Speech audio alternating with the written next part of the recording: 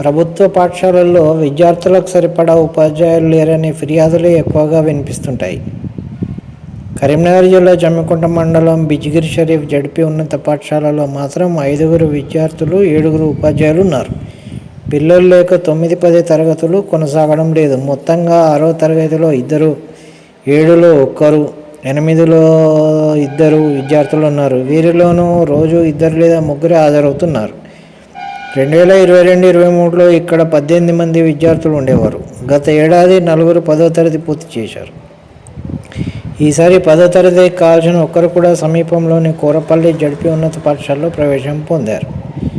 మిగతా వారు ఇతర పాఠశాలకు వెళ్ళిపోయారు. తక్కువ మంది విద్యార్థులు ఉండడంతో ఉదయం అల్పాహారం, మధ్యాహ్న భోజనం నిర్వాహకుడు ఇంటి వద్ద తయారు చేసి తెస్తున్నారు. అయితే 2 ఉపాధ్యాయులు ఇతర ప్రాంతాలకు బదిలీ అయినా అక్కడి ఉపాధ్యాయులు రిలీవ్ కాకపోవడంతో ఇక్కడే కొనసాగుతున్నారు. ఇదే ఆవరణలో ప్రాథమిక పాఠశాలలో మాత్రం 30 మంది విద్యార్థులు ఉండడం విశేషం. వచ్చే విద్యా సంవత్సరంలో ప్రవేశాలు పెంచేందుకు కృషి చేస్తామని ప్రధాన ఉపాధ్యాయులు హేమలత తెలిపారు.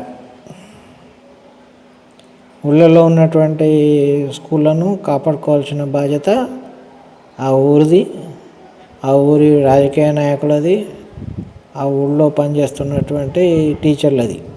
ఒకసారి స్కూలు క్యాన్సిల్ అయిపోతే మళ్ళీ రావడం మహా కష్టం. సో ఆలోచించండి. విద్యకు ఊరిని దూరం చేయకండి.